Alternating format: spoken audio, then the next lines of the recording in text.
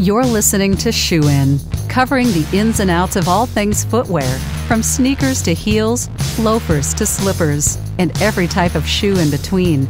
Brought to you by the FDRA, the Footwear Industries Association focused on retail, trade, politics, and fashion, helping create and enhance conversations on all things footwear. So welcome back, Shoe and Show listeners. I'm so glad that you're here with us. We're really appreciative of all of our listeners. We are growing pretty dramatically, which is fantastic. And Thomas Crockett, you're my shoe insider partner in crime today. You and I haven't really buddied up like Mark Wahlberg and Will Ferrell in Shoe and Show land that much. So it's a pleasure to have you kind of join me as we have our next conversation. But with that, I'll welcome you, Thomas, and you can introduce who our guest is. Yeah, so we're really excited. We've got our good friend Nicole with KPMG who's going to join us today to talk about some key issues with what we're seeing in the workforce and how it relates to trade issues. So, Nicole, we're so excited you're joining us today, and thanks for coming on Shoe In. Oh, great to be here. Thanks for having me. Yeah, no problem. So let's kick it off right out of the gate, Nicole. As we think about kind of the trade space, we seem to be kind of in this era of trade defense. There's not a lot of offense going on, at least from a U.S. centric perspective, that's what we are, a trade association based in the U.S. So as you're advising your clients on how to staff up and retain people and to ensure that your companies are doing everything they can on the defensive side, what are you telling them right now? Because there's not a lot for us. We have similar conversations. There's not a lot of optimism. So kind of what's your messaging right now to your clients? Yeah, so everyone's been playing fire drill for the last several years, especially with all of the changes that have gone on and the additional tariffs and the pressure to save and free up cash flow and all of those different challenges. So, we're suggesting now that they evaluate what their trade department looks like, how their trade department interacts with the rest of their company, just to find efficiencies and to create the most optimal structure that will allow them to, I don't want to say get out of the defensive position, because I don't know that we could all get out of the defensive position completely with what's happening politically, right? But I do think you can be put in a position that might offer you more success. So that's where we're headed with, the question, what happens next? What do we do? How do I stop fighting fires in order to actually save or remain compliant or whatever it may be? I'm wondering too, we're talking about a lot of different challenges right now: tariffs, trade, forced labor issues, all kinds of things that companies are dealing with. And not to mention, we have a really complex way to classify shoes. We talk about there are more than 430 ways to classify a shoe. But we're also seeing in other industries, there's a lot of really a challenge with worker retention, worker turnover, and we're dealing with a lot right now. Are you seeing this on the trade front too, particularly in our industry? What are your thoughts on kind of what we're dealing with turnover right now? Yeah, so I don't know if you remember, but several months ago, actually, it might be earlier this year, I presented on a webinar with you guys, and I asked the audience, just specifically your industry group, how many folks have lost trade professionals this year? And I want to say 80% of the virtual room, had their hand up, right? Or more. And I said, how many people have had trouble finding qualified candidates? And they said, there was another 60 or 70% of the room saying, I'm still looking for candidates, right? And that was just, a sample set of your listeners and your industry, right?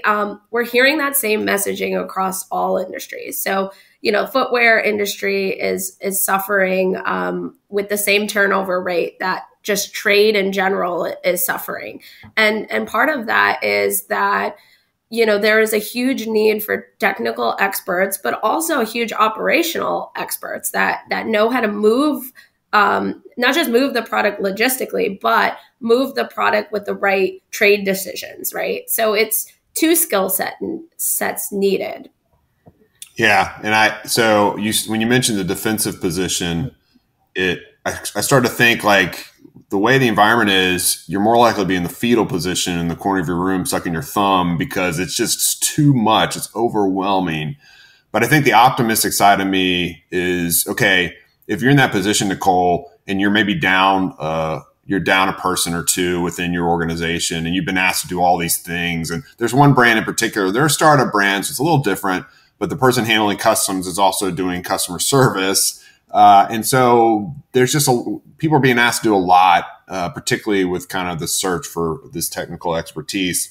But I find that when I have an issue personally in my life that is challenging, or I'm like inclined to go and curl up in the corner and kind of navel gaze because it keeps me down, I'm empowered by information and a strategy, right? And understanding how to kind of navigate through it. If I have a map, or even if it's fuzzy map or a crinkled map, and I feel like I'm starting to build wisdom and knowledge about how to move forward with whatever decision needs to happen, I feel that empowers me and kind of gets me out of the fetal position back into a defensive position and maybe often into an offensive position. I think that's where trade associations like FDRA come in. That's definitely where KPMG comes in, because it's hard to kind of navigate this on your own and have that wisdom that someone like you, Nicole, deal with a ton of clients. You're kind of like a doctor. You know, you have one issue, you go see the doctor, and you're like, oh, woe is me. But the doctor sees that same issue across 30 different patients, and so they have a wisdom based on their engagement with a broader subset of people. So talk to us about how you serve in that role, and maybe some of the things that you're hearing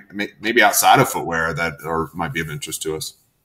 Yeah, no, that's exactly right. We're seeing the issues across different industries. So it actually allows us to make adjustments or even discover things that another industry might face that may downstream affect the footwear industry or say, a similar industry to retailers. One thing that, I love to have with, my clients, I like to zoom out when I speak to them, right? I like to understand what's happening in their business. I know what's happening in footwear and retail. And I like to sit there and say, what are each of your teammates responsible for? It's almost like a racy exercise. Like, what is everyone doing today, right?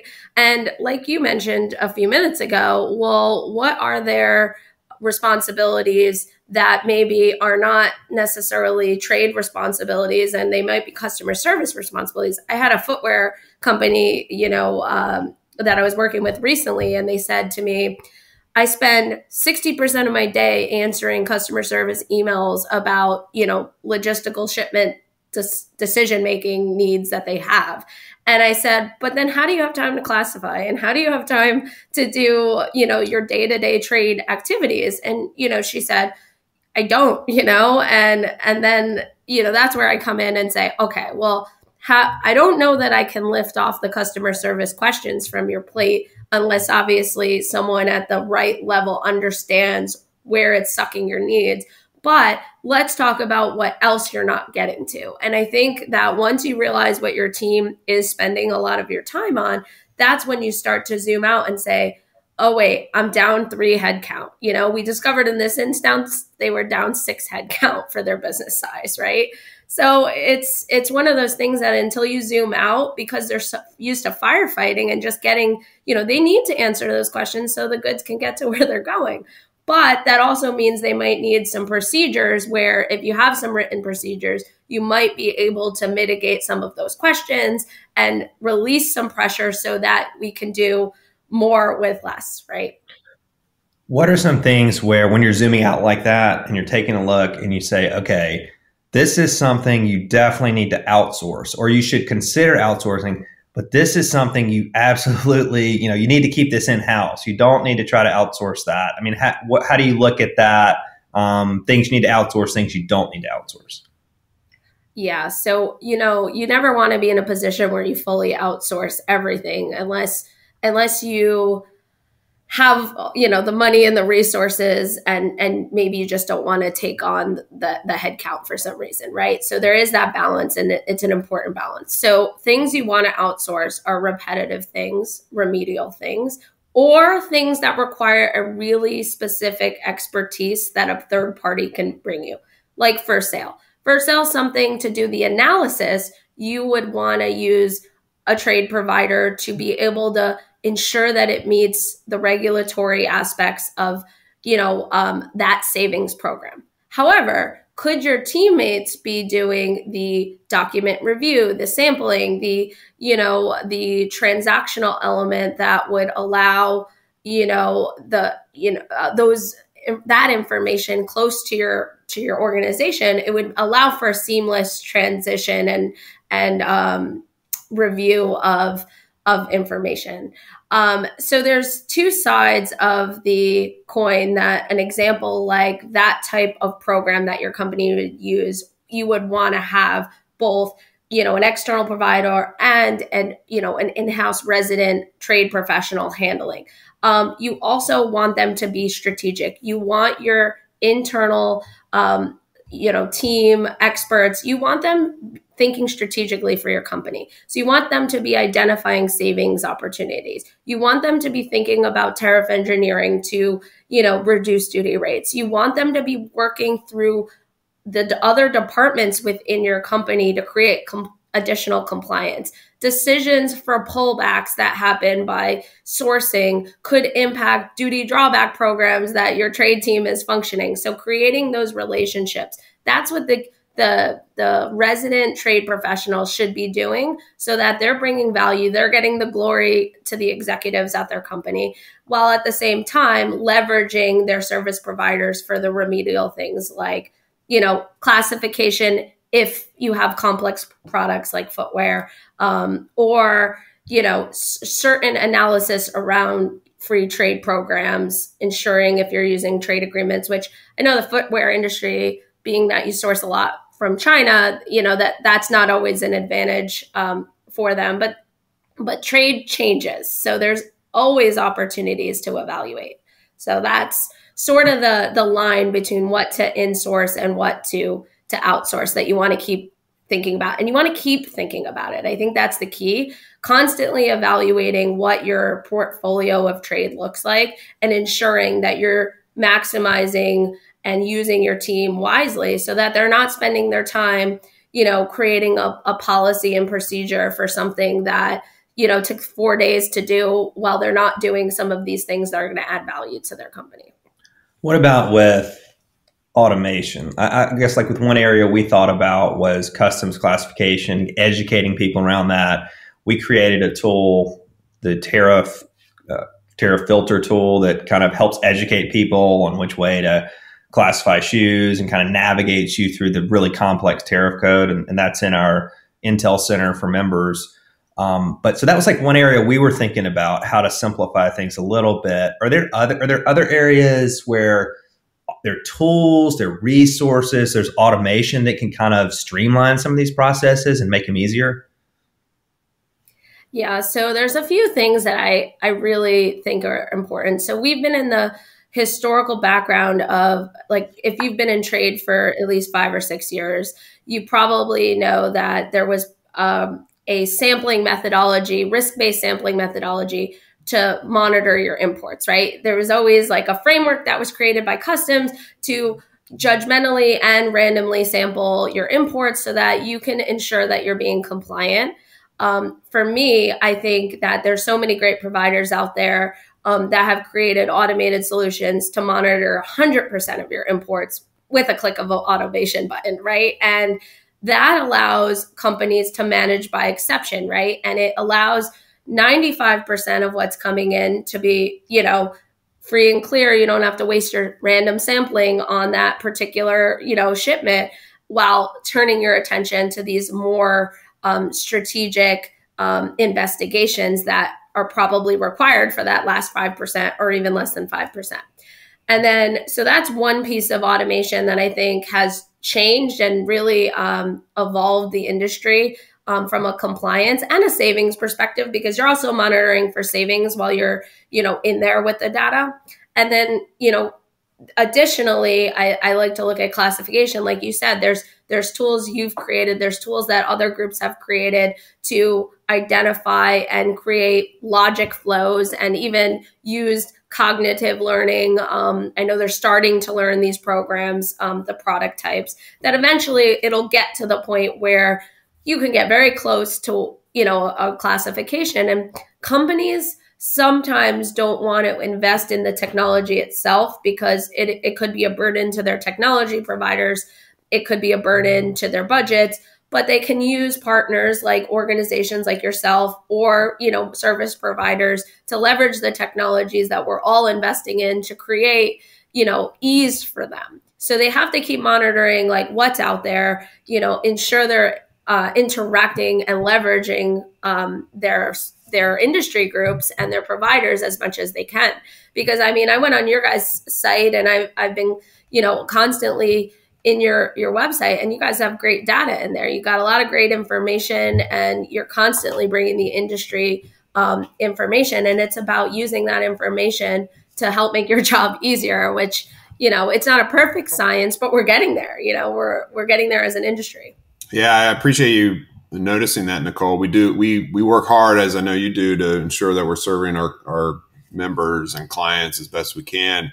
This has been a really interesting era we've found ourselves in over the last 4 or 5 years, because for the longest time, if tariffs were kind of a bar, the shoe industry has been sitting at the bar like pounding drinks for a long, long time. And now there's so many other industries that have been impacted, who showed up at the bar, and they're now being impacted by tariffs. It was when the Trump tariffs took effect, we would be part of these coalitions where like the tech guys were like, duties? What are duties? They had no idea, right, what the impact would be on margins and costing, on consumer behaviors around. And we were weathered and worn down, and had been at that party for a long, long time. And I have to think that from a KPMG perspective, again, kind of going back to this notion of surveying the landscape beyond our 4 walls of footwear, which is helpful to do, that the average import duty on consumer goods ticked up from like 1.2 or 3% upwards to 2%. And that's a significant tick up across a multi, $trillion economy, if you will. So when you think about that landscape broadening out, I have to think that more and more industries and companies are looking for those very things you just outlined, on the tools and the information, the automation, and ways in which to negate and navigate around a tariff landscape that didn't exist for them just a few short years ago. Absolutely. I think that there are certain industries that have had the privilege of having zero duty for so long that, we're seeing, equipment come in that, was never applied a duty, now coming in with a 25 or 15% tariff rate. And that's where chaos started, right? The chaos started a couple of years ago. And I think, like you said, the footwear and retail industry has said, I've been going through this for ages. We've been dealing with duties. Now it's just worse. And we can't offset the cost to the customer. They're not willing and able to pay the increase, or the complete increase at least. So it's, now it's actually becoming a point where, before it was a luxury to the bottom line to, use different savings programs. Now it's almost like when a trade professional comes into a role at a company, whether it's a company newly hit with tariffs or a company that's had tariffs forever, they have to come in saying, we have to implement savings programs immediately in order to bring down, the impact of these things. But separately, they also, once you go under the hood, you also have to make sure your compliance is in line. And that's where these automated tools to help release the burden, but also increase compliance is key. Because if you're not increasing your compliance while you're using these savings programs, you're going to expose yourself to audits. And nobody wants a customs audit, So it's the fine finesse balance between compliance and savings. Yeah, so it sounds like, we've got the compliance challenge, we've got the trade, the tariffs challenge, we have a worker retention challenge that everybody's facing right now. Hiring the right people, or just hiring people. Is there anything else that you're watching that's maybe on the horizon, something that we can add to the mix, or maybe not? Maybe that's it for right now. Yeah, so I wouldn't be surprised if we start seeing some more policy around trade in the coming years, or coming months, let's say that, or even coming days, to be honest with you. And I think when that happens, it's going to cause the reaction again of what do we do with that? I'm not saying that's in the form of tariffs. It may be in the form of compliance. We're seeing forced labor and the impacts of forced labor on the industry. So I think we're going to continue to see that. And with that, the more proactive, everyone could be about planning and getting the right structure and technology and automation in place, the less room for reaction and the more room for, hey, it's still headed our way. We're bracing for it, and we've got a plan that will attack it. I love it, Nicole. Well, we love partnering with you and KPMG. We thank you so much for your partnership. If folks want to get a hold of you, what's the best way to do that? So you can reach out to me on LinkedIn. Definitely add me. I'm posting trade content daily, almost daily. And then also through email and Porpiglia, Porpiglia at kpmg.com. Happy to answer any questions or even talk about trade. I know there's some folks in the industry. We love to just get together and talk about what's happening next. So awesome. Well, Nicole, thanks again. And Shoe & Show listeners, this has been another really important episode that allows you to kind of dive in and think critically about your defensive posture as it relates to trade policy and navigating the complex rules that are global in scale, which they very much are. And so if you're selling into markets around the world, understanding what those rules are important. So stay close to FDRA, stay close to KPMG, and we will help guide you through the madness. In the meantime, you can check out all of our episodes at shoeandshow.com. There's over 340 at this point, give or take a few. And if there are issues or content or conversations you'd like us to have, shoot us a note. You can send it to us at info@fdra.org, and we'll be happy to add that to the list of things we'd like to talk about. So thanks again for joining, and until next time, Shoe & Show is out. Shoe In has been brought to you by the FDRA, the Footwear Industries Association focused on retail, trade, politics, and fashion, helping create and enhance conversations on all things footwear. For information about FDRA, visit fdra.org.